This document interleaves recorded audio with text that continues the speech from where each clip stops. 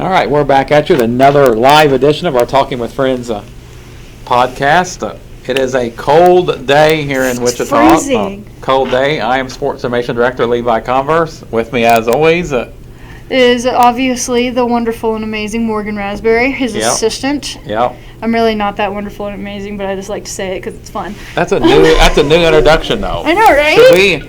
Should we include that in our graphic, maybe? I think we should. You think we should? I honestly think we should. We might have to do that. I'm telling you, it's going to be great. Hey, we got to change things up a little bit. And, it should be like the wonderful and amazing Princess Morgan Raspberry. That's even more Love it. Specific. Yes, I could see this. Sorry, I've been looking at Disney stuff, so that's why I'm thinking of it. And you're wearing a Disney shirt. I'm wearing a Disney shirt that I earned by walking a 5K because I wasn't allowed to run it at the time, but it was amazing. It's got Kronk and Yzma on it. And if you don't know who those people are, those are the bad guys from Emperor's New Groove. They're pretty lit. I wanted to actually do the one that was with Ursula, but she was like a lot of miles that I did not want to do. And then I wanted to do the challenge course one, which is like 19.4 miles. I know, sounds like a lot, but it's 19.4 miles, and it was Oogie Boogie and Jack Skellington from Nightmare Before Christmas. I wanted to do that so bad, but that's a lot. It was a lot of running / walking at the time for me because I was not allowed to run, and it was very expensive to do as well. However, you get like all of the medals from like the previous like ones, so like the 5K, the 10K, the half marathon, all of those, and however many other ones there were, but you get like all the finisher medals, you get all the finisher t-shirts, and you obviously get like a major awesome Nightmare Before Christmas shirt that has both Jack Skellington and Oogie Boogie on it, and I wanted it so bad because I'm a huge Nightmare Before Christmas person. But anyways, so let's continue with our podcast today. Yeah, that was we have a scheduled random topic that we're going to do. That was like a bonus random topic. It was like a bonus random topic. Bonus randomness. So. Bonus randomness. A pre-random. Yeah, so bonus randomness. Pre-randomness. That gets you in the mood for our random topic here later. Oh yeah. Going to be interesting though for sure. Yeah, as we said, as we logged on here, it's a cold day here. It's freezing. It's 9 degrees, according to my phone. Actually, now it's 10 degrees. It warmed up in the last 30 seconds. Hey, let's go. We got a degree back. It's 10 degrees now. And, my phone still says 7. Well, mine says 9. Oh, now 10. It says 10. Now it says 10. It caught up. It caught up. But it feels like -8. Yeah. Yeah. Mine says, let me pull it up again. Mine says it feels like it's -6. Well, did you see on Monday it's supposed to be a low of -13? Yep. And we are underneath not one, but 2 advisories. We're underneath a wind chill advisory that starts tomorrow. And then we are underneath a winter storm watch that starts on Sunday. Yep. And goes through Monday. And it's all over the place, the forecast is, as far as accumulation goes. I'm seeing anywhere today on Cake. I believe they had 2 to 4 inches. I believe KWCH had 7 to 10 inches. Yeah. And so and my app here says exceed 5 inches. So we're gonna get some snow. But next Sunday though, it's supposed to be 45 degrees. So hey. A tropical weather. We're getting some tropical weather now. Yeah. And if I remember right, 45 degrees was approximately the temperature 2 weeks ago at baseball. We thought we were absolutely freezing. Yeah, we thought we were freezing then. But now that actually seems like paradise now. Yeah, it seems like tropical weather now. It does. We're getting some great weather over here. Yeah. So what's going on this week on campus? In case you don't already know, I'm sure you've either seen it or if you didn't see it, you probably could logically assume it. Pretty much. Baseball is postponed tomorrow. The series versus Hastings has been canceled actually and will not be made up. So baseball is not in action. And we do have women's basketball home tomorrow for Senior Day versus Ottawa University. So that's something to kind of look forward to. And, so basketball's playing Ottawa and volleyball. Yes, volleyball is also at Ottawa tomorrow in a try. Yeah. We're playing Bethel and Ottawa. Man. Yep. Interesting. Bethel at 1 o'clock and Ottawa at 3 tomorrow. So volleyball is in action tomorrow, as is women's basketball. Seniors Tiffany Herb will be recognized, Satori Robertson, and Khadijah Miller. Mm-hmm. And our Friendship Fields girl that sits on the bench every game, Caitlin Eads, I believe is her name. I know her name is Caitlin. I believe it's Caitlin Eads, who will also be honored. So 3 seniors, and Caitlin will be celebrated tomorrow afternoon. Tip-off time is 3 p.m. And we were excited to announce we have limited tickets available. That's been available. Now you can click on the link. Yes. Our ticket link. For where it's very, very limited though. First come, first serve. So, but that is out there now for all upcoming home events now for the rest of the season. And it's honestly going to be great to officially have fans back in the building. I mean, I know that we've had parents and stuff, and a couple of other people that have somehow got in. I don't really know, but either way, it's going to be absolutely amazing to finally see more faces out in the crowd. I mean, it might be a little annoying for me and you because we have to talk to each other. Hopefully it doesn't get too loud. Yeah. But with stats and everything. But we're going to have a fun time. It's going to be nice. So if you're able to and tickets haven't officially sold out or anything, go online now and get some because we need as many people as we are allowed to come in here. Mm-hmm. Yeah, so what Morgan's referring to is I do basketball stats and she spots for me, and sometimes and usually it's very rhythm routine. There is times that I have to hear what she's saying, and usually those times is when it's a big play and the crowd's reacting to it, and you're trying to block out all the noise. So that's makes for a little bit of a it's like so and so gets a huge block or something, and the crowd or a big goes dunk, crazy, or a big steal. Dunk, and we're just like, what is going on? It's fun. and it's something like, all right, assist. Was there an assist? Okay, who was? It's like we're literally like super close to each other like the whole entire time. Yeah. Okay. Tell me what. So, but we'll be there to cover it tomorrow for you. Senior Day. If you can't make it, or if tickets are gone, our live stream portal.stretchinternet.com/friends. Falcons versus Ottawa, and the earlier matchup was a really, really good contest between the two schools. Ottawa got the best in overtime, actually. Yeah, it was a close game. On the road, 68. Actually, it was not in overtime. It was a late shot that Ottawa won on, 68-65. Yep. And the Falcons had a late lead in that game, but Ottawa pulled it out. Pulled it out late. The Falcons up by 3, actually. Yeah, 65-62. And Ottawa won that winning. They took it. They hit the game-winning shot with 9 seconds left. So they wound up pulling it out to 68-65. Really, really good game though. Back and forth. So tomorrow, hopefully, will be as well. So got them here tomorrow. Tip-off is 3 p.m. Looking a little bit ahead of next week. I know we'll be back with you with another show next week, but looking just briefly ahead to Wednesday night, Kansas Weston will be here for the final regular season home game for both the women's and the men's. And for the men, it will be their senior night. Mm-hmm. And we're also doing something kind of cool. It's going to be Dale Faber Tribute Night. Aww. And we are going to... I didn't know we were doing that. Yeah, we posted early this morning and sent out stuff to alumni as well, to share your favorite story or memory of Coach Faber, and to message us that, and if we use your story or memory on Wednesday night when we read it over the PA and stuff at the game, you get a free T-shirt. So that's why we had everybody message their T-shirt size as well. So it's going to be a pretty cool thing. I love that. That's so awesome. Yeah, really, really cool thing. I want to give my GA Scott Cox a shout out on that. He kind of come up with that idea.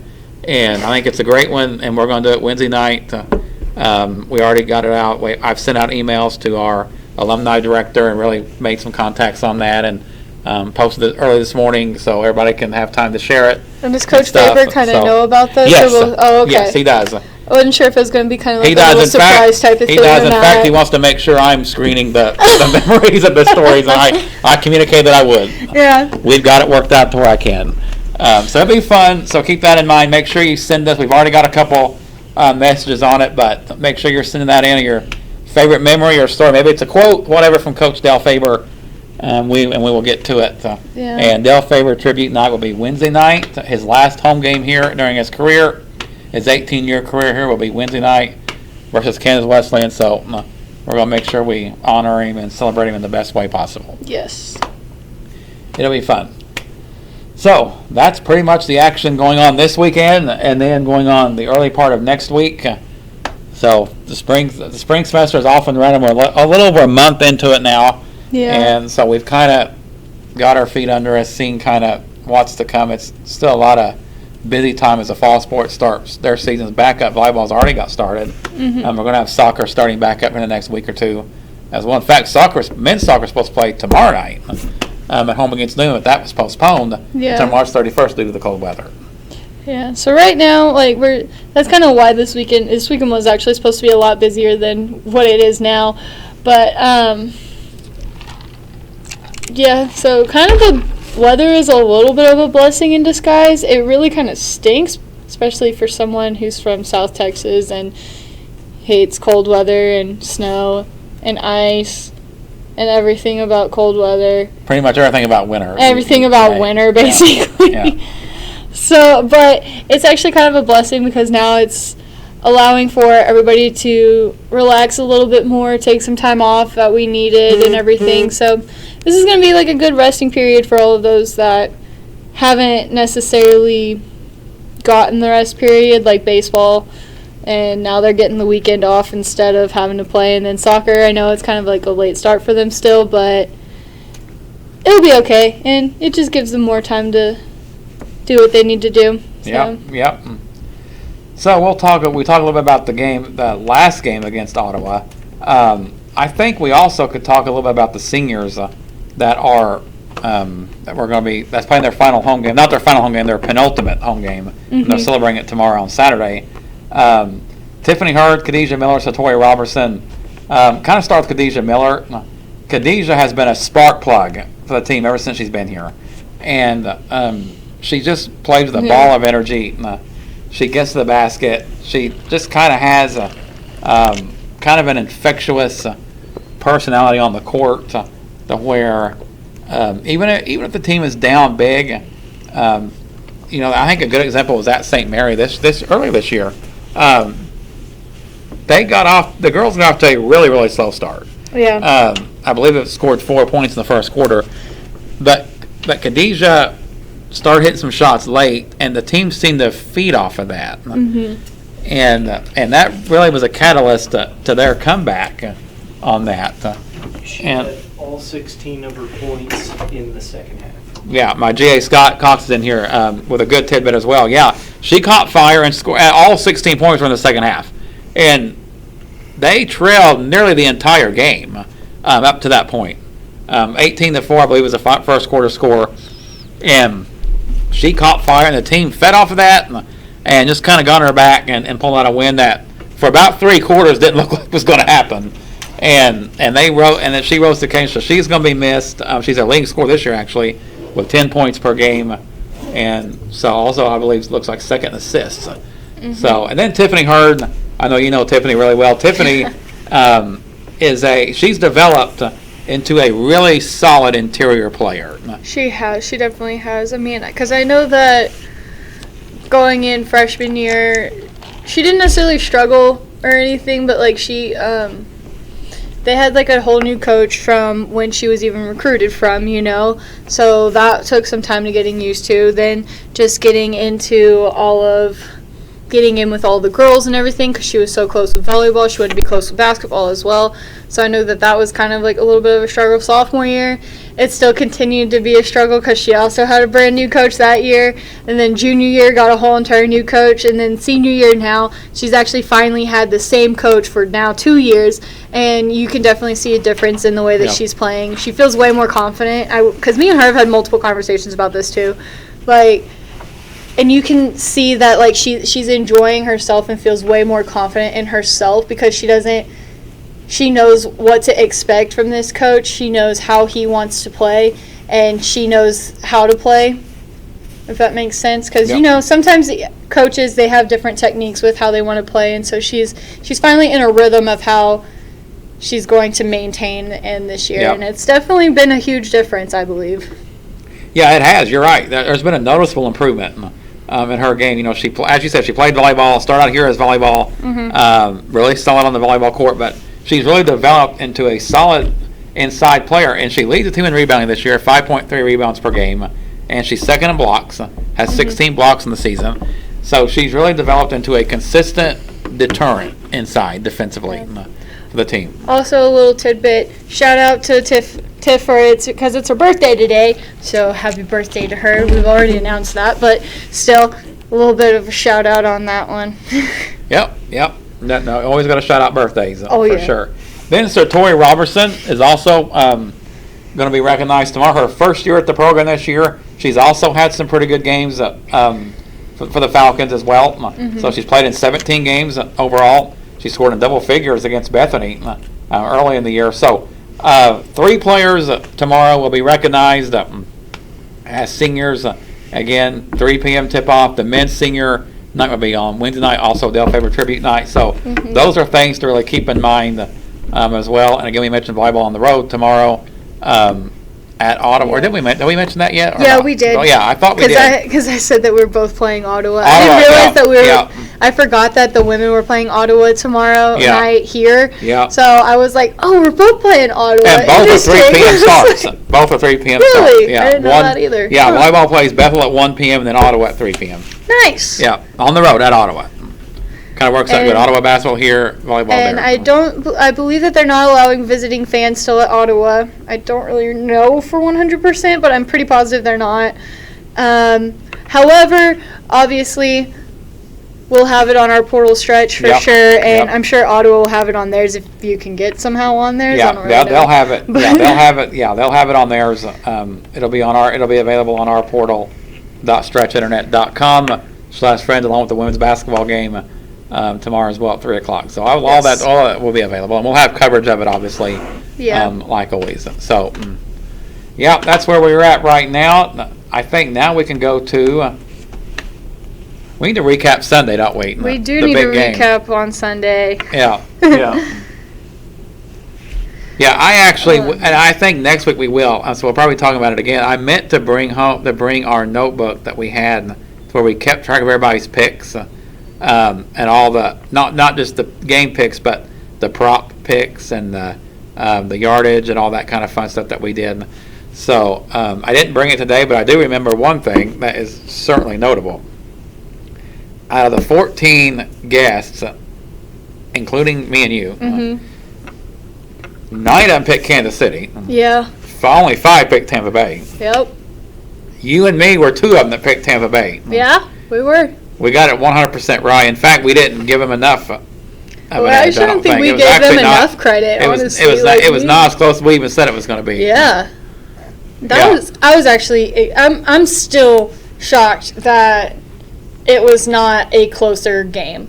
Not gonna lie. Oh, I am too. I expected a close I feel like what I think happened is because me and you talked about this yesterday. Once Patrick Mahomes figured out that Tampa Bay's defense is really putting hard press on both Tyreek Hill, Travis Kelce, and then also on him himself. They were pressuring the crap out of him. And I think once he realized that, especially in the first quarter, he was like, oh, poop. It was like an oh, poop moment. Yeah. It's like, oh, man, okay. Well, and I think what you said on Sunday was the biggest key to the game, because I mentioned Tampa Bay. I said if they're going to win, they're going to have to put pressure on Patrick Mahomes. There's no question about it. And they had a perfect opportunity because of this. And they did. Their offensive lineman was out. In fact, they're missing their 2 starting tackles. Exactly. But Eric Fisher was just out recently. They hadn't been missing him. He was out for that game. Oh, man. And you called it on Sunday. You said in our pregame, you said that is going to be a huge loss for the Chiefs. And not only was it a huge loss, it was a huge loss in the fact that Patrick Mahomes set a record. He ran 497 yards trying to avoid Tampa Bay's rush. Yeah. That is a Super Bowl record, I believe. 497 yards to avoid their pass rush. And he still got sacked, I believe, 3 times and was under duress nearly the entire game. Yeah. And that really was what I think was the biggest key to Tampa Bay's win, was their ability to put pressure on Mahomes because, in a large part, because missing their starting offensive line tackles. And, man, I just still, and I understand that, it's definitely hard, but I'm, surprised that it didn't even seem like Kansas City tried to overcome that in a way. You know, like they were like, okay, well, we don't have our starter, but it'll be okay because we know that they're going to try and put defense on Tyreek Hill and probably Kelsey. Like they did. They didn't on Tyreek Hill the first game that they played him, but definitely with Kelsey. Oh, they had a different game plan with Tyreek Hill this game. They had a whole entire new game plan that I'm Tyreek surprised Kansas City was not ready for.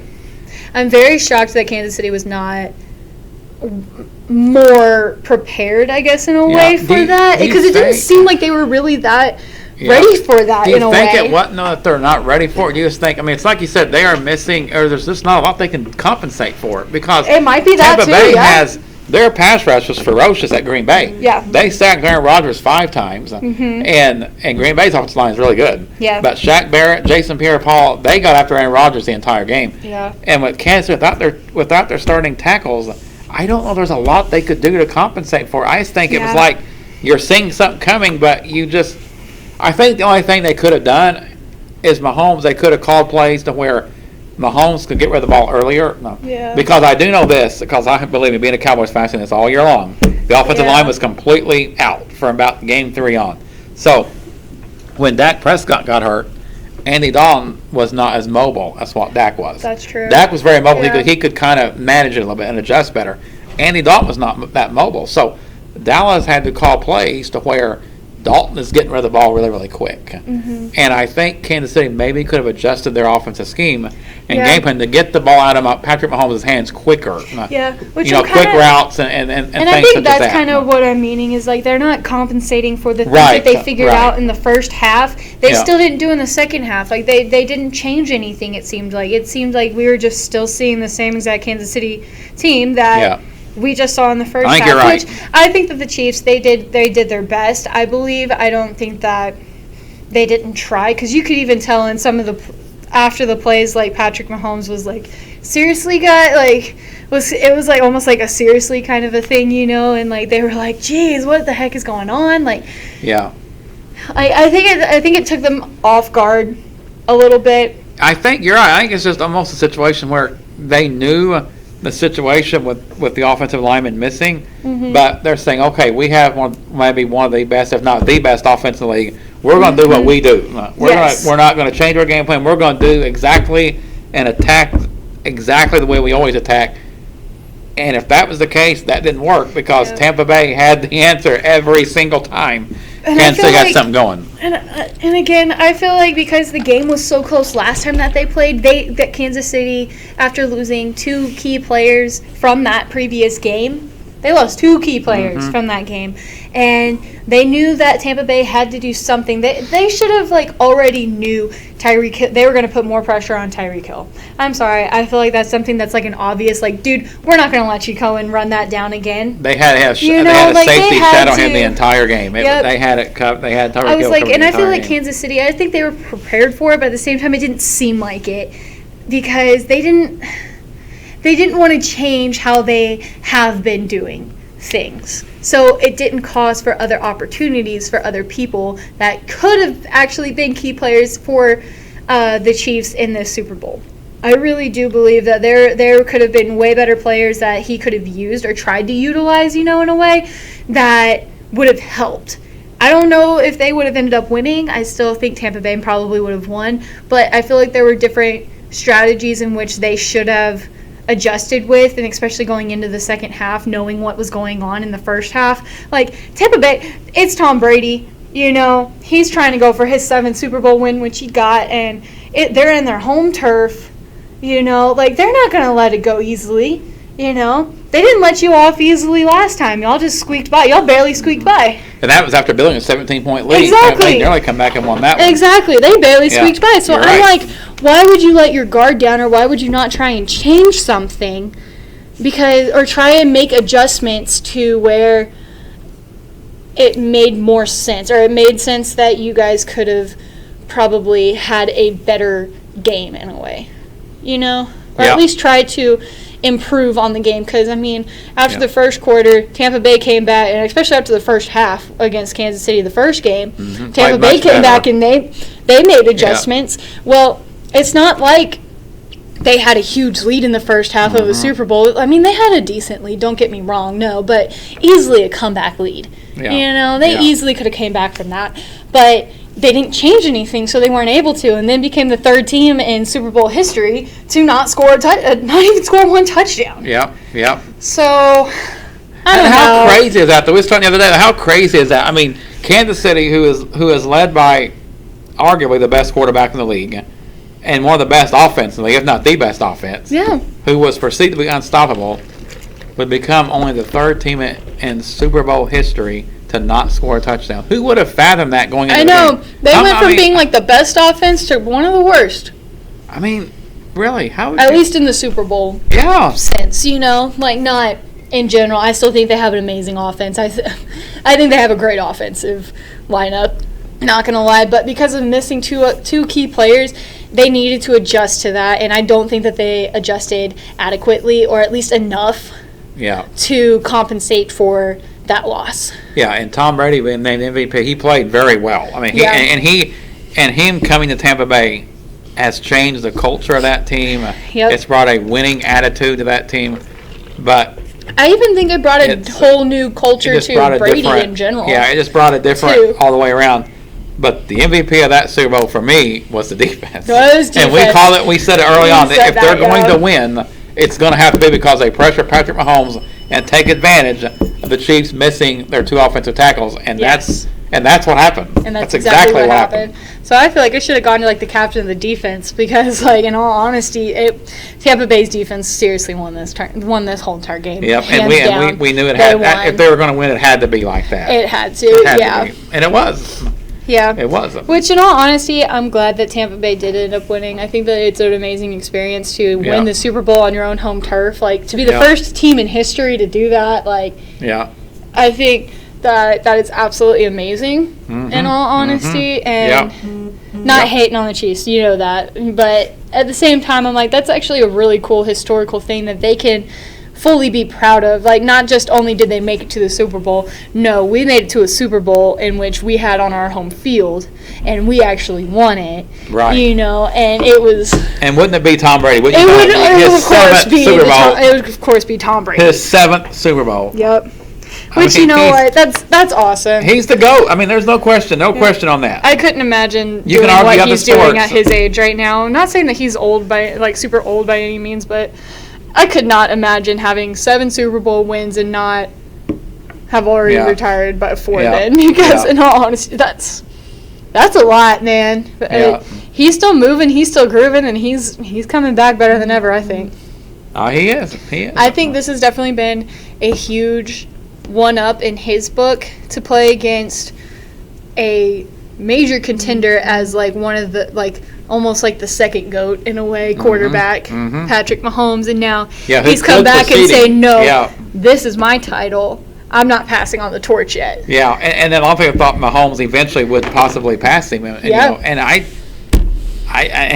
we talked about this last week too. Another fun subplot to it was Tom Brady, if he wins another ring, not only does he win a 7th, he puts some more distance between him and Patrick Mahomes. Where now you got the head-to-head victory. Yep. He's got 7-1.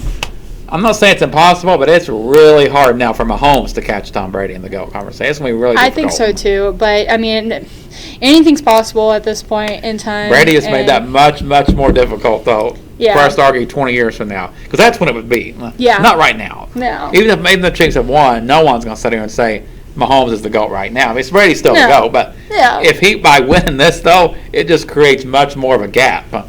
It does. Because I still think that Patrick Mahomes is on his way, but it's still, and he's still very young. You know, he's still got plenty more years to play if he's able to stay healthy and everything and all good. Like, which I hope and pray that he does, because you know you never want harm on anybody. But yeah, I would agree with you, and we've talked about that multiple times. Like, it's just creating a bigger distance. Yeah, I don't know that he gets to 7. That's an unreal number. Yeah, I don't think anyone gets a 7, in my opinion. I don't think so either. I mean, and Tom Brady's still not done either. You never know. He's playing next year, and Tampa Bay's got to be a favorite next year. Everybody, if they bring everybody back, We could send him back in there next year. Yeah, you never know He could what's get gonna 8. Yeah. I mean, Just imagine if he had 8 Super Bowls, like 1 for each finger. He's gonna go for 10, 1 for each finger. Yeah, I wouldn't put it past him. I would not put it past him. I'm like, man. Somehow it has to happen. So, but yeah, next week we'll try to get that and let everybody know the prop picks. But I believe you and me had every pick right except for the Gatorade color. Mine was close. You're a bit closer than mine was. I was said very close. I said green. Yeah, you said green. I said purple. And it was blue. No. And it was blue. So purple So closer to blue. I knew it was going to be some outrageous color. I was like, it's got to be some outrageous Red and color. orange seemed too easy. That's why I didn't pick orange. It just seemed too easy. But if everybody remembers on it and everybody watched it, Alan Eberwein, we need to talk to him about this. But he wore his Chiefs jersey. I wouldn't be doing him a favor if I didn't say this. It wouldn't be fair to Alan if I didn't say this. We have to.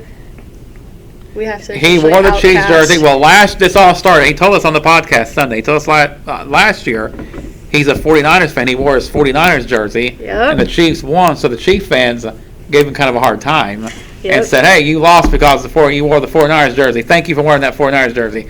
Well, this year he wore a Chiefs jersey, and I don't know. I'm going to say this. I didn't say this. I want to see what you think about my theory here. Oh, man. Because I've not told you this before. Alan had a smirk on his face when he's wearing that Chiefs jersey. He did. I almost think he may have had a nefarious motive for wearing it, because now he's thinking, okay, you made fun of me for wearing my 49ers jersey and the Chiefs won last year and told me thanks for wearing it. That's why we lost. I'm going to wear a Chiefs jersey and see if we can't maybe reverse that a little bit. Yeah. And Kansas State lost. So Chief fans, they may blame on everyone, but I'm telling you, you would think on the surface it was kind of an unintentional, just innocent move.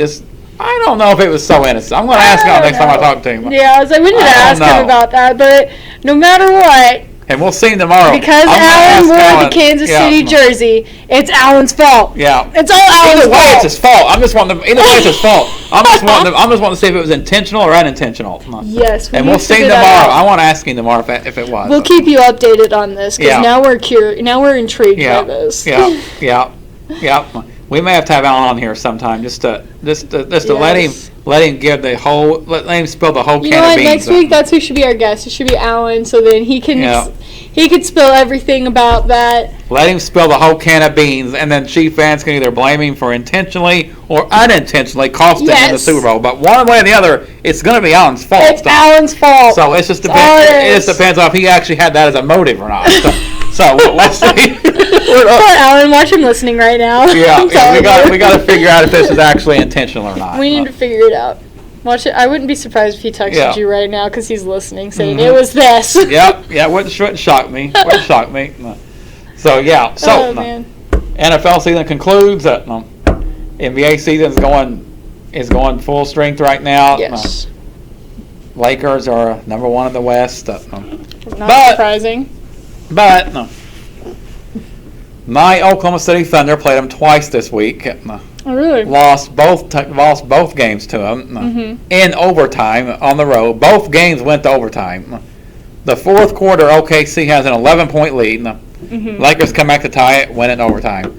Wednesday night, the Thunder's up by 3 late with around 20 seconds left. LeBron James hits a 3 to tie it. It goes to overtime.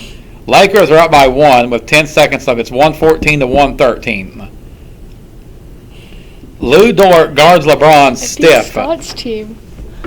So I just looked at my fantasy team for NBA, and I just realized who I beat Morgan's last thinking about week. NBA now. Morgan did win. So LeBron went back to the game. LeBron is guarded by Lou Dort. Lakers have a chance to possibly ice it. Lou Dort provides great defense on him.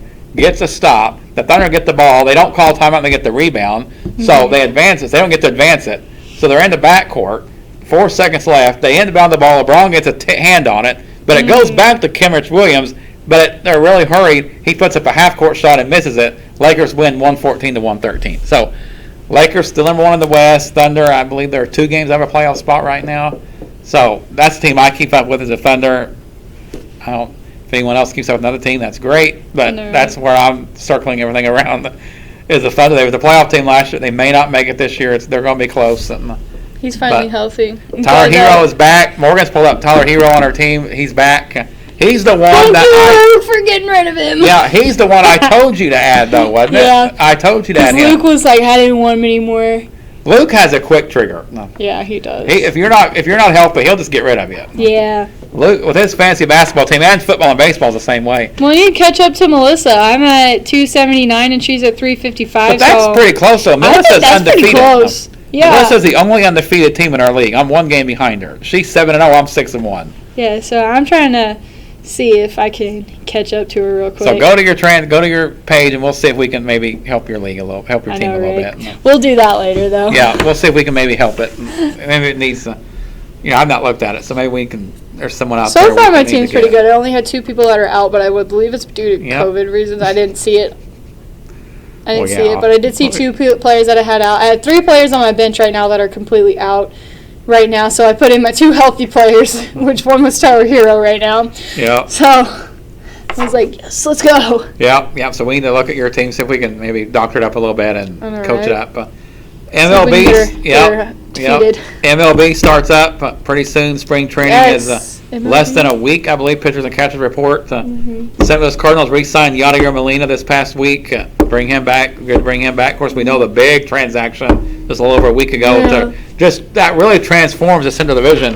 The Cardinals getting Nolan Arenado, which takes them to me from just a Central possibility. They made the playoffs last year anyway, but they didn't win the division. They made it as a wild card. Yeah. But that puts them kind of just from possibly winning the Central to being the favorite, and then maybe beyond being a playoff threat. Mm-hmm. So that's great. At least they're going for it, trying to improve. I was not enthused about their offseason at all until now. I was, in fact, they got an F in one report card by Bleacher Report, I believe. Yeah. I would have given them an F minus up to that point. An F minus? Yeah, but they changed it all in one day. They did. One day, I'm now happy. I'm not going to complain anymore. No. Yeah. In one day, they changed They brought it back. They brought it back. What grade would you give your Astros for this offseason? Ooh. Honestly, I would say maybe probably a B minus. Only because we lost some pretty key players, and we George definitely Springer's a big loss. Yeah. And granted, we did get to keep quite a few of still some of the World Series team or contenders that we had, and some all-star players that we still continue to have. But we did lose a few more people than I wanted to. And even though Astros still actually do have a hand on Justin Verlander, losing him pitching-wise, that's a huge stake to the heart basically for Astros. Not do I not have any hope that they won't make playoffs. I think they'll probably still make playoffs and everything. That's why I'm giving them a B minus. Mm-hmm. So I wouldn't say a B or a B plus just because we're still losing quite a bit that we're going to have to make adjustments for. And our bullpen needs to get better. We need stronger pitchers than what we actually have, and especially since losing our strongest pitcher or our best pitcher. Yeah. It's going to be a whole entire new ball game that the Verlander Astros are being going to out have the whole to. year. Yeah, It's going to hurt. we're going to have to completely change a lot of things for us. And I was hoping that they would try and sign a couple more pitchers, but it's still early. We'll figure it out as I guess we go along. I don't know, but I think for the off season, B minus, just because we lost a lot of key players, but we still kept quite a few of the World Series and All-Star contenders. Well, they're not. I'll tell you this. They're not in rebuilding mode. No, they're definitely not. And they could have been, but they're not. No. They lost George Springer. That's a major loss. But they still have Jose Altuve. They still have Alex Bregman. Mm-hmm. They still have Carlos Correa. They still have Zach Greinke, Yep. who's at the top of the rotation. And They still have Michael Lance McCullers. They re-signed Michael Brantley.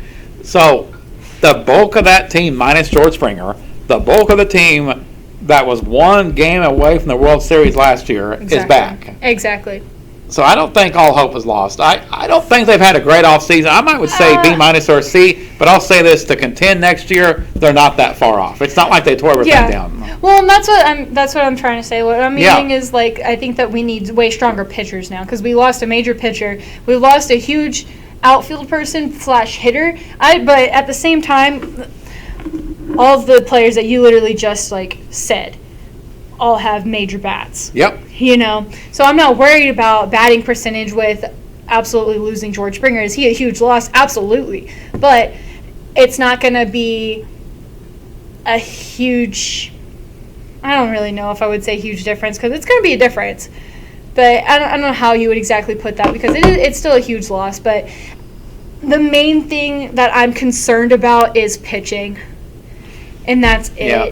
I'm not really concerned about fielding-wise or even hitting-wise. I'm just concerned about pitching at this moment in time, because now, you know, maybe as like in the off season they did, some of the bullpen players, they did actually get a little bit more work done, and they're going to come back stronger this year. You know, they could. I don't know. But at the same time, losing our top pitcher, that was always a key person, it stings a little bit.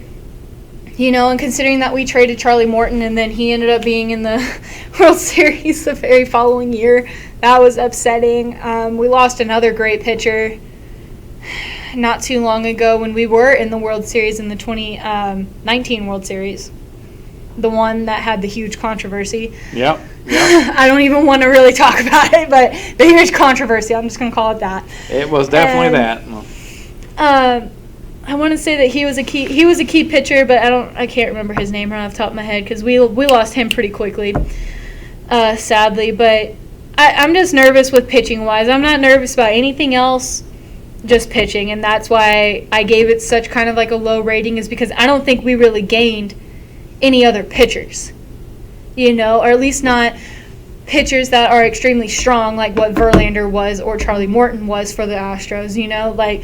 We need something stronger at this moment in time, because we did lose somebody just due to an injury. Granted, he'll be back after this injury, don't get me wrong, but it still takes time. Mm-hmm. And we need to figure out a game plan, and hopefully the Astros do have a game plan for that. I still think, I don't know about necessarily World Series contender, but for sure playoff contender. 100% believe in my Astros. They will be definitely playoff bound. I would tend to agree with him. One thing people kind of tend to overlook is, and this isn't pitching, but the Astros are going to be getting back last year's Rookie of the Year, Yordan Alvarez, yes, who only played in 2 games last year. He's back this year. That's going to add more. I believe he had 27 home runs season before last. He was a Rookie of the Year. He's back next year, so that's going to help the lineup even more. Yeah. And that actually might offset the loss of George Springer a little bit. That's true. Getting Alvarez's back, getting Alvarez, because you didn't have him last year. Getting Alvarez's back in the lineup, it's going to be big. Yeah, I would agree with that. Okay. Yep. So now you feel better now, don't you? Even better. Yep. Yeah, I guess so. Yep. I'm still sticking to my word. Not sure about World Series contender. Is it definitely playoff contender. Is it enough to bump it up to a B for the offseason from B minus? Okay, we'll say a B then instead of a B minus. You know. I don't know. It doesn't really count as offseason, but it maybe makes you feel better. Yeah, we'll give it a B for now. But I don't know. I just wish we would have gained 1 or 2 more pitchers, you know, that are strong. Yeah, pitching will be a question mark. Yeah, but we've been struggling with pitching. Not gonna lie, it's just we just had. Lucky runs. Yeah. You had Verlander and Garrett Cole back to back. Yeah. You didn't struggle, but it was Garrett Cole. Yeah, after Garrett Cole signed with the Yankees. 2 years ago, season before last. That hurt. That really hurt, and we were upset that happened. But he got a better offer, and you know, you got to go where it's gonna best fit for you. Which I don't even know if he really did much for the Yankees this past year. They made the playoffs, but then they lost in the first round of the playoffs to the Tampa Bay Rays. So they didn't go as far as they had hoped. Now they're still contenders again this year. They're still favorites. But you're right. I mean, is that any less than what they would have gone without or with or without Garrett Cole? I don't really know. I don't know either. They lost to Tampa Bay in the divisional round. So I don't think it made a huge difference. I just think that Tampa Bay was a huge underdog / reckon to be reckoned with, you know, like. Well, they pushed the Dodgers in 6 games in the World Series. And who knows if they don't take Blake Snell when they don't take him out when they're ahead in Game 6 early in the 6th inning. That was kind of funny. Because, I mean, they took the Astros to 7, they took the Dodgers to 6, and I think that they were a force to be reckoned with. I really do. I think they were more kind of like almost, not throughout like how the season went, you know, because even throughout the season, they were definitely like a major contender at the time, you know, like we knew it. But from previous years before, I would say that they definitely came out this past year, you know, and almost was kind of like an underdog in a way. I'm not hating or downsizing the Rays at all from previous years, because they've always been a decent team, don't get me wrong, but it almost seemed like they were definitely the underdog coming into this year, and then ended up going all the way to the World Series. However, even though they lost, that's still a huge milestone for, I think, Tampa Bay and the Rays. So I'm proud of the Rays, even though they did beat my Astros, but I'm still proud of them. You know, I'm happy with the results that ended up happening and that they did end up going to the World Series, because they were a huge underdog that I don't think many people really believed in kind of at first. They were like, okay, awesome, you know, we're in it, you know, and then everybody thought, okay, they're playing the Yankees. Even though they were number 1 seed, you still kind of, as being a small market, you still kind of. It's like they went to the Yankees, and they went to the Indians, and the Indians, that was a close game, I think. Or no, that was the Dodgers and the Indians, right? I don't remember who played the Indians. I thought they did play the Indians at one point. The Yankees played the Indians last year that was it. to get to Tampa Bay in the first round. That was it, But then Tampa Bay pulled it out in the division run over the Yankees. Yes. And a lot of people still expected the Yankees to win, but that was it, yeah. It was Tampa Bay, yes. Yeah, that was an amazing series as well. Tampa Bay definitely held their own, and I still think they're going to be a force to be reckoned with, even though they did, however, lose one of their top pitchers, but they're not losing much more than that. And I think that they're definitely a huge playoff contender again this year. No, they are. They are. There's no doubt. No doubt. Oh, man. Yeah, that will get going in less than a week. Pitchers and catchers report on February the 17th. Always one of my favorite times of the year. And kind of speaking of that, when we talked about the Rays taking out Blake Snell early in Game 6, and the 6th inning when they were actually ahead. Well, yesterday was National Roast Day. And Wendy's and the Rays, I don't know if you've seen this or not, but Wendy's really threw some shade at Tampa Bay. Really? Wendy's has a very savage Twitter account. To think Wendy's, come on. They do. Look, listen to this. Okay, so Wendy's says this. I don't know. Some of you may have heard this. I don't think you have though, Morgan. So Wendy's says, time for everybody's favorite made-up social media holiday. It's National Roast Day, like right now. Drop a roast me below and feel the burn. And the Rays says, go ahead, Wendy. Absolutely roast us. Keep it spicy like your nugs. And Wendy says, we're surprised you didn't pull your social media manager in the middle of writing that great tweet. Hashtag National Roast Day. Nice. Hey, Wendy's getting savage over here. And Blake Snell quote tweeted that tweet with eyeball looking and laughing emoji. Nice. So that was I love awesome. That was good. That's awesome. Wendy's is very savage. Man, they were throwing some shade. They did a lot of it. And shade, that is a perfect segue to our random topic. Oh, yeah. It is a perfect segue to our random topic. You have one for us I think is going to be fun. I love our topic, but at the same time, again, old school at heart. I love this movie. So, to start it off, actually, I kind of want to piggyback a little bit off of last week's when we were talking about Disney movies and underappreciated one. I want to say this one just really quick. The Atlantis, The Lost City. I'm telling you, it's one of the most underappreciated movies because it is a absolute joy and amazing movie. However, if you're a history nerd like I am, you're going to love it. If not, I could see why you don't really enjoy it that much. But at the same time, it's absolutely amazing. And just to think about it, it's so cool. And I'm like, man, if this was real, because still no one's found it.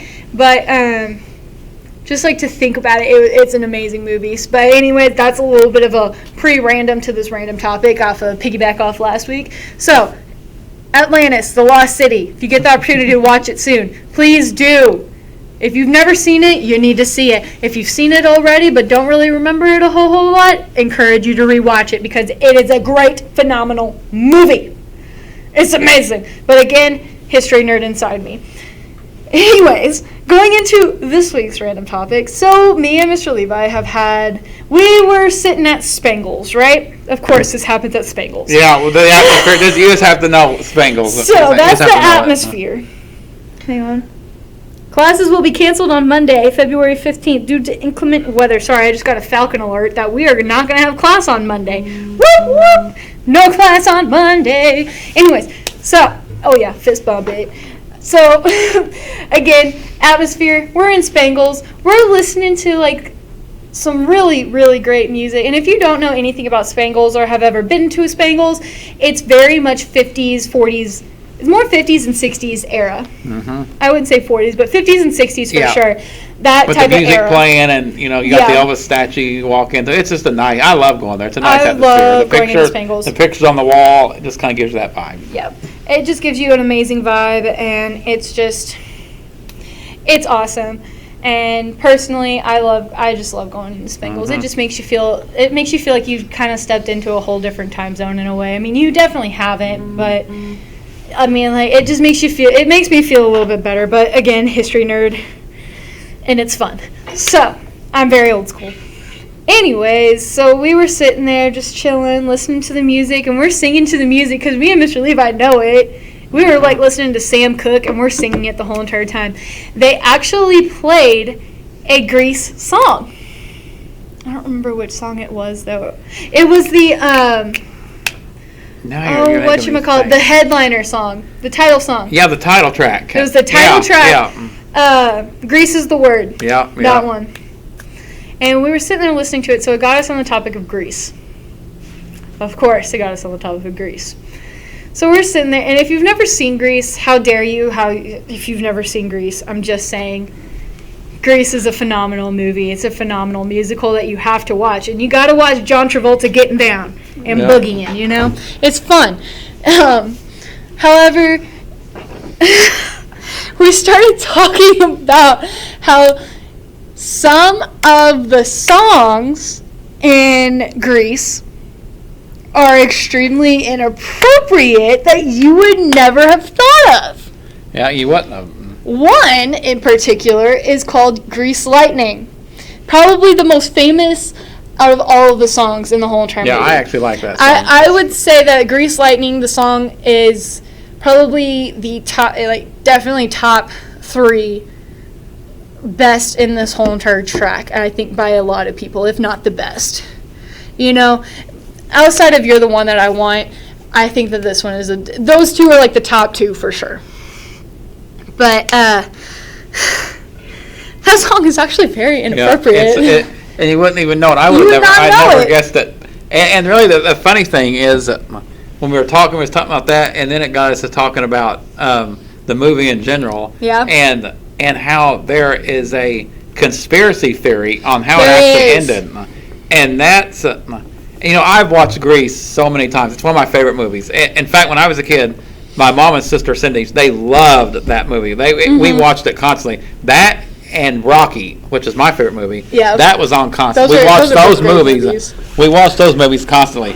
Well, when this come out, when I read this online a while back, it made me think, wow, there's no way that happened. So the theory is at the very end of the movie, Danny and Sandy is driving off, and they go off in the clouds, are waving, bye to everybody, and I always assumed, and I think it's right, but I always assumed they were just driving off to be together, the movie ends, they're together.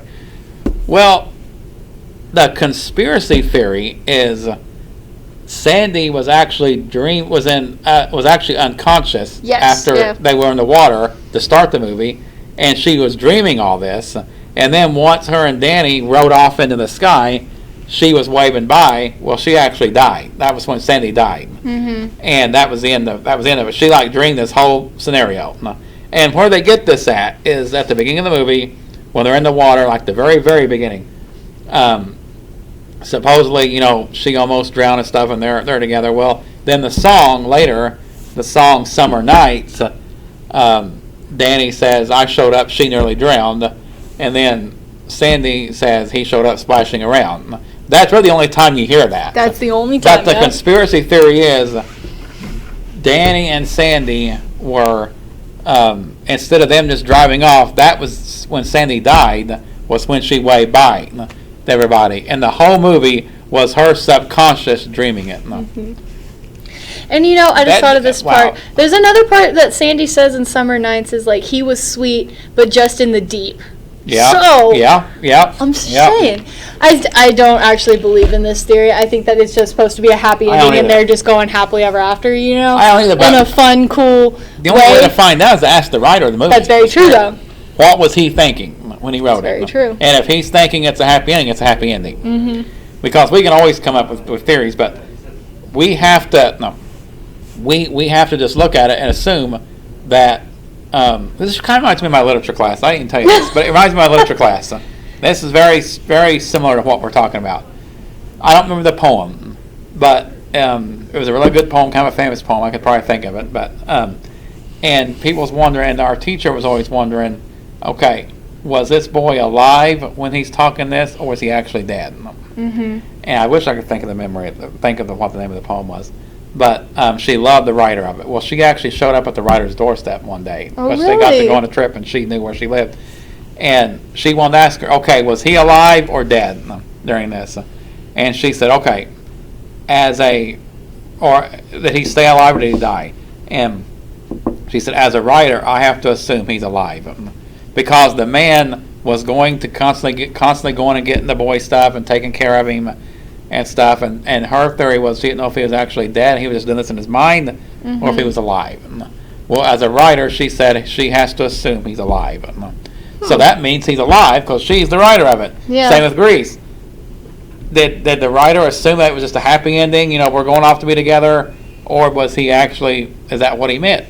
Because that has to be the final word on it. Mm-hmm. Because it don't matter what someone else thinks. If he's the one writing it that says that they're alive, Because, and that if you also think about it, the very ending song, "We'll Always Be Together," you would think that it's just like, okay, we'll always be together, like as a group of friends, going on with our lives, moving on to the future, because we just graduated high school. But at the same time, if you go and you think about it in this theory, it's Sandy telling everybody goodbye, but we will always be together.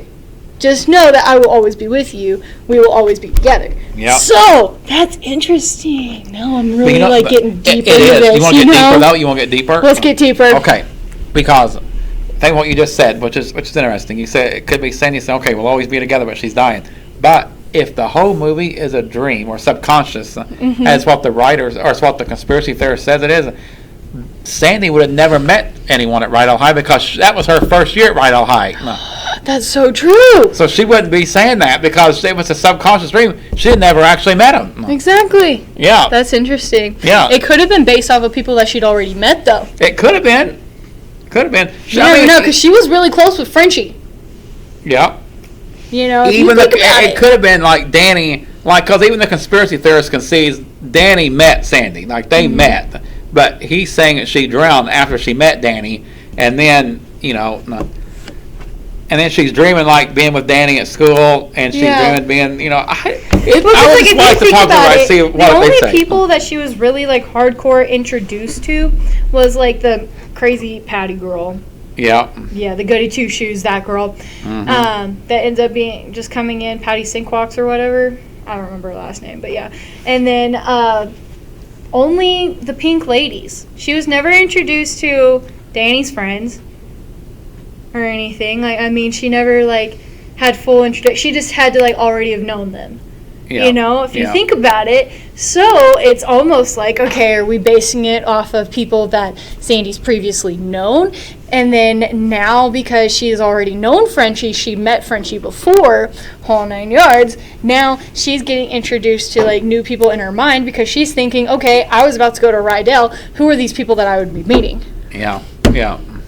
I'm just saying. We got to figure this out, though. This is a good round of talk that we need to, because a lot of our talks, we just talk about it, and they have, no really conclusion. This has a conclusion. Yeah. Where we could actually figure this out. I don't know. We need to try to figure out the writer and the screenplay, and let's try it. This is interesting. We got to figure this out. This is a traditional family movie, and I've watched this since I was a kid, so I would like to know this. This is very interesting. My theory, I still think it's supposed to be I a do happy too. ending. I do but too, at and the it blew same my- time, this does I do kind of too. blow your mind a little bit. It makes I you do start too. to question and think. I do too. I It's do like, too. huh.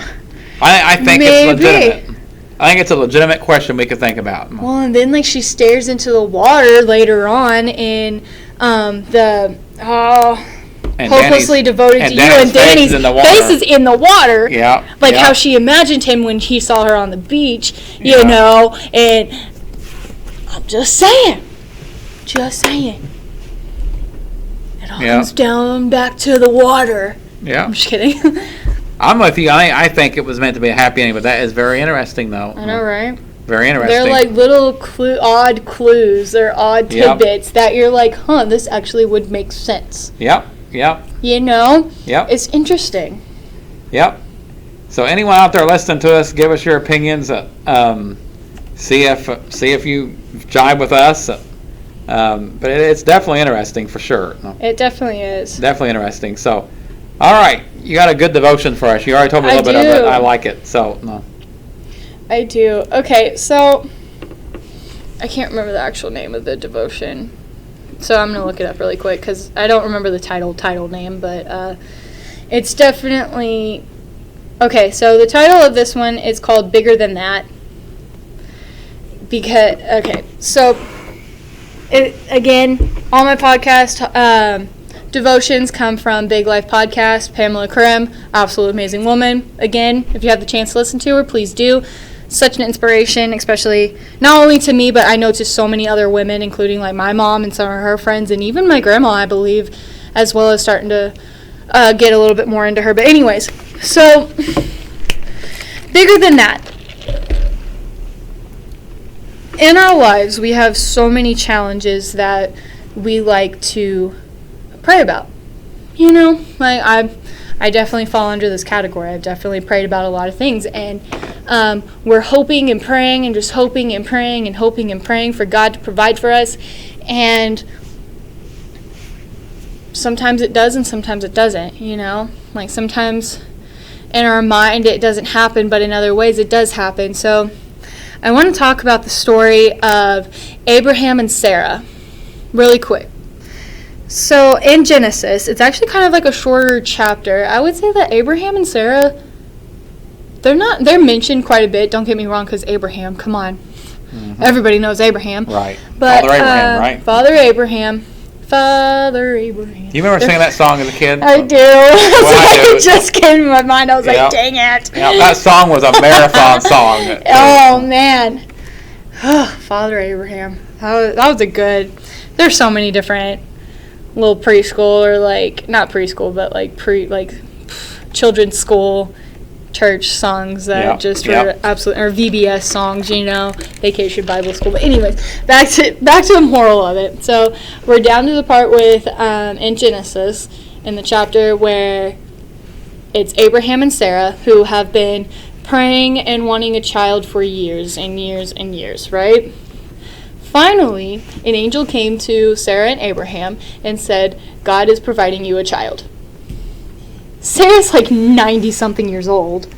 I don't remember exactly how old she was, but she's 90s. Yeah. Abraham's 100. So, like, we talked about this. Like, Sarah kind of chuckles at it, and then God, through the angel, is like, why are you laughing? Mm-hmm.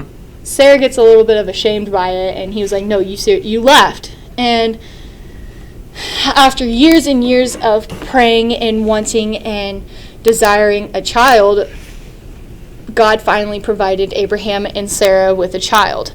Sure, it wasn't exactly in the time that they were probably wanting. I would assume they weren't exactly wanting a child at 90s and 100 years old. Like, that's kind of cray-cray. But anyways, they were provided a child. God provided them with a child named Isaac, or who they named Isaac.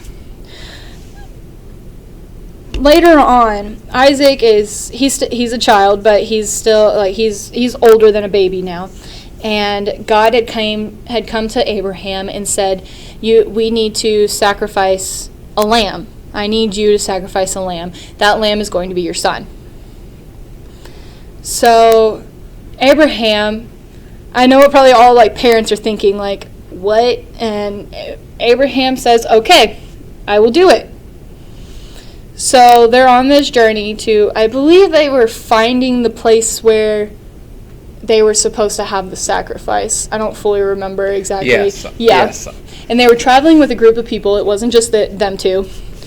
And Abraham had finally, he looks up and sees the mountain or the hill that they had to do the sacrifice on. He said, that's it. That's where we're going to do it. That's where God is telling me we are going to do it. So everybody puts their stuff down, the group of people. Abraham turns to the other men that were in the group and said, you guys stay here. And here's kind of like the plot twist of it all. And it gets mentioned later on too. Again, I don't remember when. Yeah, wait, I will actually say when because I just remembered. Haha. But so this is kind of like the plot twist of it all, is that a lot of people kind of overlook, and I find that kind of interesting because I definitely overlooked it whenever I first read this story until just now today. And Abraham takes Isaac and says, and turns to the other people in the group and said, you guys stay here. Me and Isaac are going up there. We will be back. We will be back down and meet you guys here. So they take their stuff. They take all of like the wood. Isaac is carrying the wood. Abraham's carrying all the rest of the supplies for it. And as they're walking, Isaac turns to his father and says, Father, where are we going to get the lamb for the sacrifice?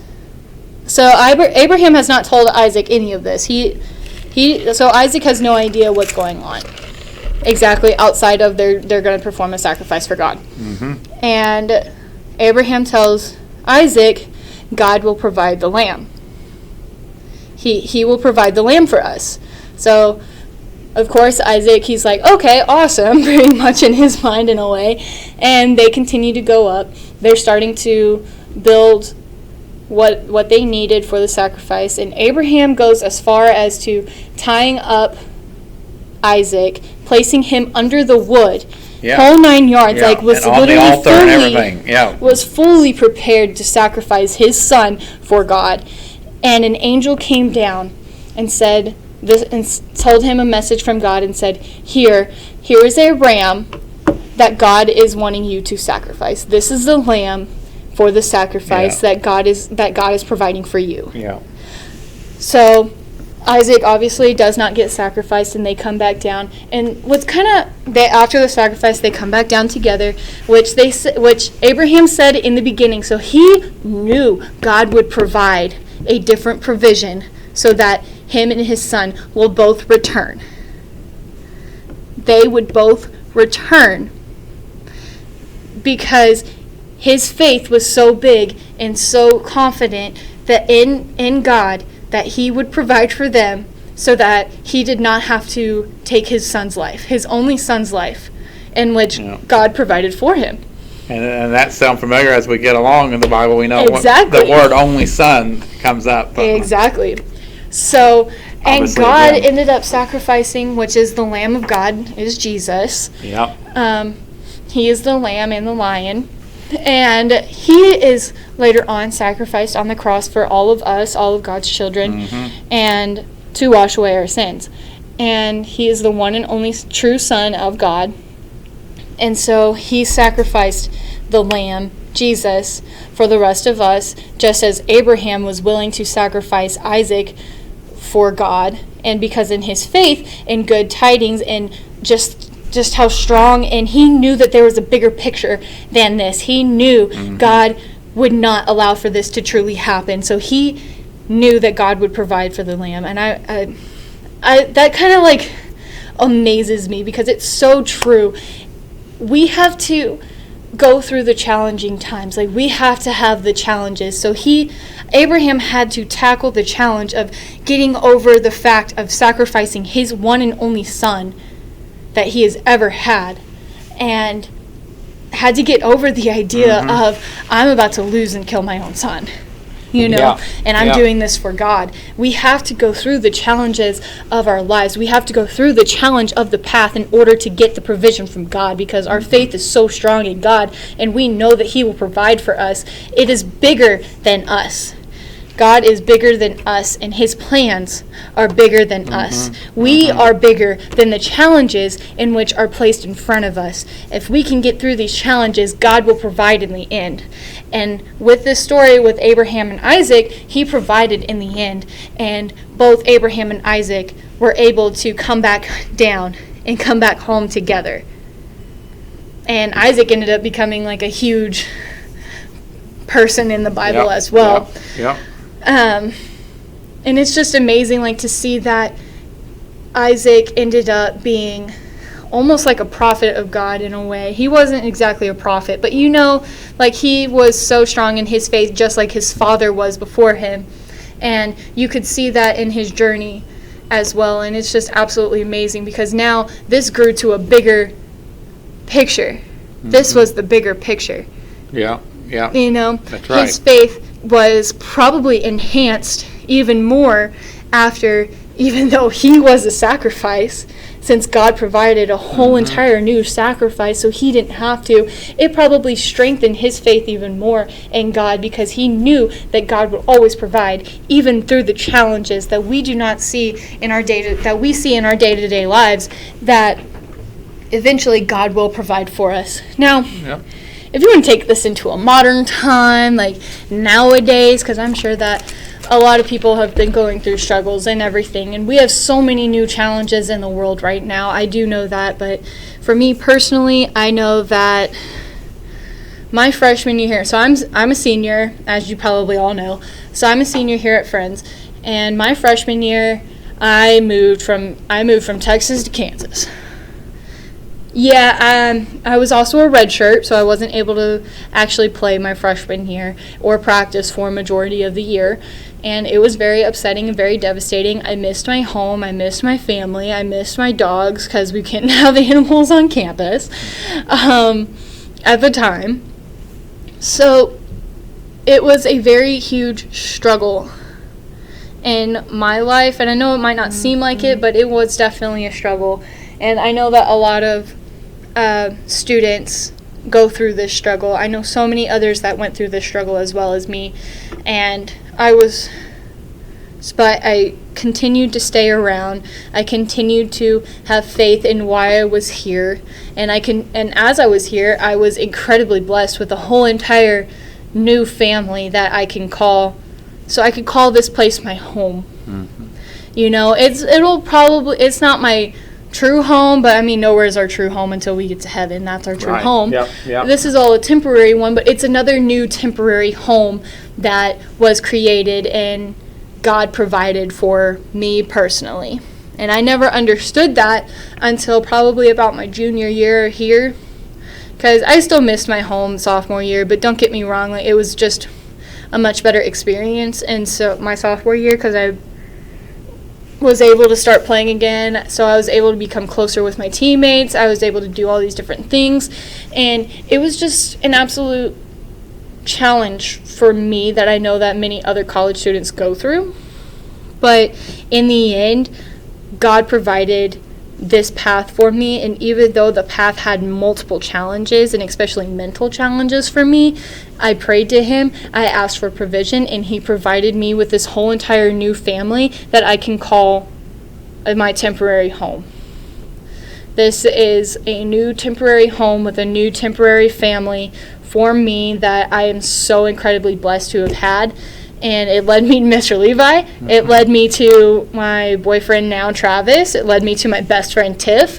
It led me to so many different things and so many new opportunities in which I never probably would have experienced if I would have let the challenges get in my way and stopped my mentality and just had gone home.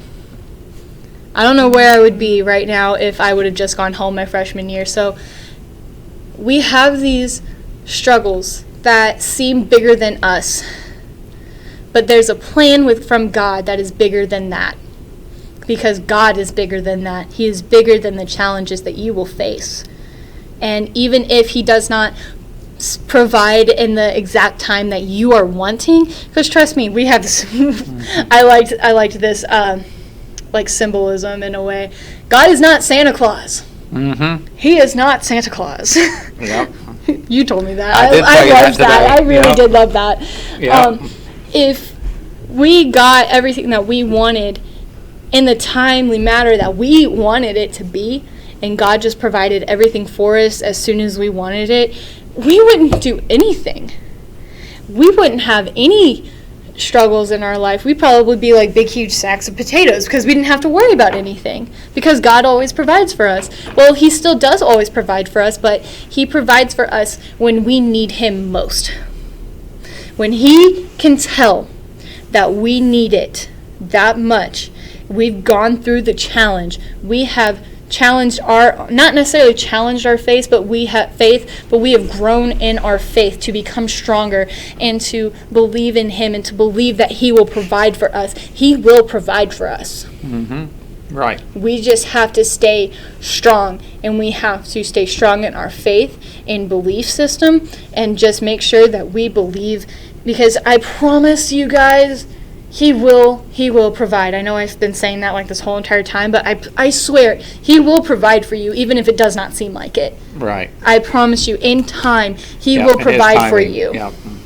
It is all in his timing because he knows when we need these things. He knows when this is going to matter the most to us. And in all honesty, he has to let us go through the struggles to try and figure it out on our own. He wants to provide for us, but he also wants us to provide for ourselves as well, in a way. Yep. But he will always be with us. He will always be there to help provide us and to help guide us through our path. But at the same time, I like this analogy too. Like, there can be two paths: easiest path or the hardest path. The easiest path takes you through, okay, I'm going to have to lie. I'm going to have to be unmoral, unethical in order to get what I want and when I want it. Or I can go through the struggles, be honest, be patient, be truthful about everything in what I do, be moral and ethical in everything that I do. And even though it's going to be a struggle, there's always a light at the end of the tunnel. And that is what God is providing for us. Sorry, that's always like my favorite. That's good. In general, because I like to narrow it down to two paths, because normally there's multiple paths, but I personally like to narrow it down to two paths and say, am I going to take the easiest route that is just basically handed to me? Yeah. Or am I going to take the hardest path in which I kind of have to struggle, but at the end of the day, because my faith is so strong and I knew that I did everything in my power to be correct and honest and truthful and just moral in general, God will provide for me in the end, or at least there will be some sort of provision in the end. If we take the easiest path, I mean, that's not God's provision. To me, in all honesty, that's the devil's provision.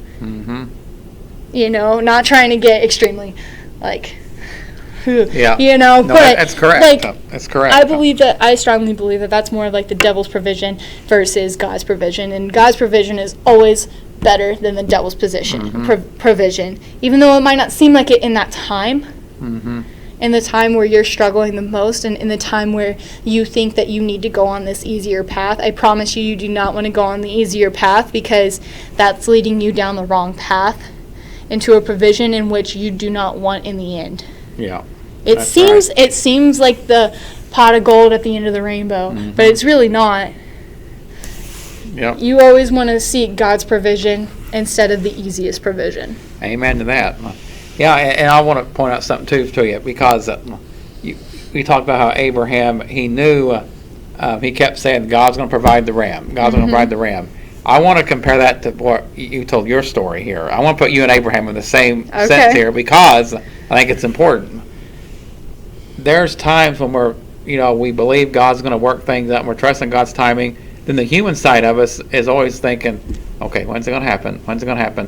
Do you think during that time, as close as Abraham was to God, during that whole time that God told him to sacrifice Isaac, he believed he was going to provide the ram? But don't you think at some point as he got closer and he put Isaac on the altar and under the wood, he's thinking, Okay, God, you're going to do this? Is this going to happen? You ain't going to happen? You ain't the human side's thinking, okay, I honestly think that it probably did. Yeah. Maybe not to the extent of, okay, I think we're all that way. questioning you, but at the same time, I'm a little bit questioning kind of worried. Okay, I think we're all that way. And then your he's a little hesitant, and I think that's why he took a little bit to build the altar. Yeah, He took a little bit, he took as much as to tying down his son. I don't think he needed to tie his son down. I think he's kind of procrastinating it a little bit. But yet God come through. But God come through in the end. And then your story, there was probably times until you come into all these great things that you're in right now. Probably your first 2 years, 3 years, thinking, okay, God, is this going to work out? Is this supposed to be here? And we all do that, and that's part of being human. But it also strengthens our faith in God, where God has blessed you now, and has kind of shown Himself to you in a lot of ways now. Yes. To where you stuck it out and you trusted, and it's worked out. So you and Abraham kind of have that in common. Two different situations, but at the same time, you're trusting God, and God provided at the very end, and it's all worked out for His will. So that's very good devotion. That's awesome. Thank you. I knew it was going to be good when you told me today. I knew it was going to be good. I was looking forward to it. I really liked this one too, because at first I might not seem like it can be related to you, but it definitely can relate to everybody, in all honesty, because we all go through the struggles, we all go through the challenges, and I know that I personally have done this before. We're always like, God, when is this going to happen? When are you going to do this? Well, we're not blaming Him. I think it's human to do that. Oh, yeah. We're just being we're being impatient in this time, but we need to stay patient. We need to stay calm, and we need to stay strong in our faith instead of being impatient in our day-to-day lives. Yeah. Very good. Very good. So, just to wrap things up really quick, tomorrow, 3 p.m. again, Women's Basketball Senior Day versus Ottawa University, 3 o'clock. We'll be there to cover it for you. Limited tickets available for that. And volleyball on the road at Ottawa. They'll also face Bethel at 1 o'clock, Ottawa at 3 o'clock. Baseball's postponed this weekend, and it's still cold. So that's the last update. Still very cold. Considering we just got an alert saying classes canceled already. Yeah, already. We're going to get snow coming in Friday, Sunday. And we got classes canceled on Monday. But not before we take care of basketball tomorrow. Yes. So we got that, and then next week we'll have a little bit of a warm-up. So we'll be welcoming that. Of course, next Wednesday night will be basketball. Again, we'll be there to cover all that for you as well. Send in your coach favorite quotes, favorite memories, all that kind of stuff, and we'll be on the lookout. We've already got a few, but keep sending those in. Yeah. All right, I think it's my turn to pray, I believe. So I'm going to go ahead and do that for us, and then we'll close out. So let us pray. Lord, we're thankful for today, even though it's cold. We're thankful for your blessings and provision and sustaining us through everything. We're thankful for all the seasons that you provide for us. We're thankful for this campus and the university and everything it stands for, the mission statement. Continue to allow us to bring people closer to you through our athletic department and our campus community. I also thank you for Morgan, everything that she does with me and for all of us, and just continue to bless her and guide her and direct her and everything that she does. I ask that you continue just to bless us and keep us healthy through this as we continue to navigate some uncertain waters, but we're thankful that you go before us and nothing surprises you, and you always walk alongside with us. I ask that you keep a protective hand upon us always. In Jesus' name, amen. Amen.